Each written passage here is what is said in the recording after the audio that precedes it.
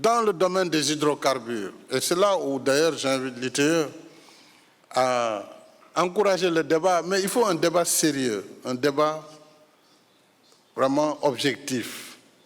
Lorsqu'on peut se permettre dans un pays aussi démocratique que le Sénégal, où la presse est libre, l'expression est libre, comme ça d'écrire un ouvrage ou de publier dans les réseaux sociaux que le gouvernement a fait perdre à son pays 100 milliards de dollars dans une opération alors que nous sommes en phase d'exploration.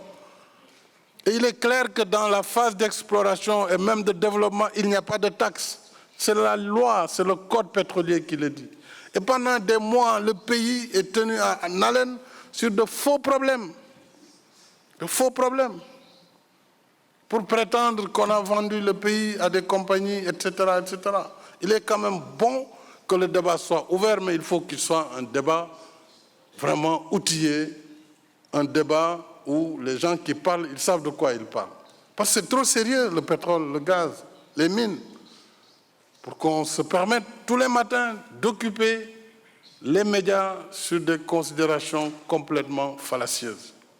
Ça aussi, c'est un peu le dérapage qu'on peut noter, oui, pour un débat objectif, transparent, mais de grâce, que ceux qui ne savent pas, d'abord, aillent s'informer.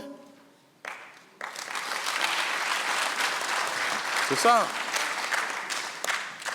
Maintenant, nous sommes en train de discuter sur le gaz avec nos amis de Cosmos et de Pétrole, sur la législation. C'est maintenant qu'on peut en discuter, parce qu'on va aller vers une phase critique où on saura si on y va ou on n'y va pas, parce que jusque-là, il n'est pas dit que le gaz sortira de la mer. Il n'est pas encore dit, parce qu'ils n'ont pas fini les évaluations et les risques sur le jugement.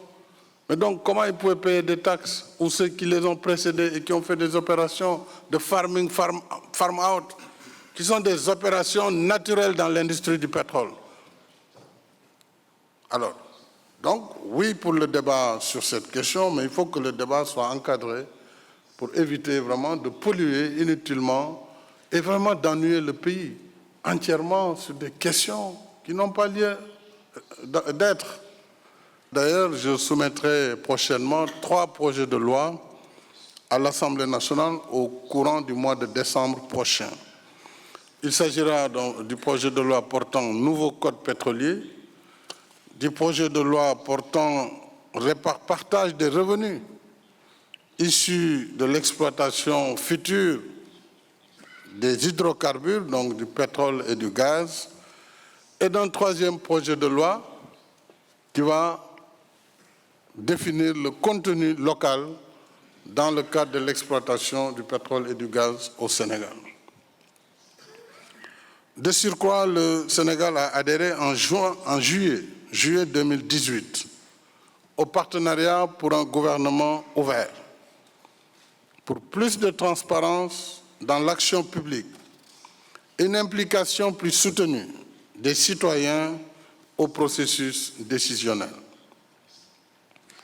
Toutes ces initiatives, mesdames et messieurs, confirment l'engagement du Sénégal à asseoir définitivement une gestion transparente des ressources naturelles.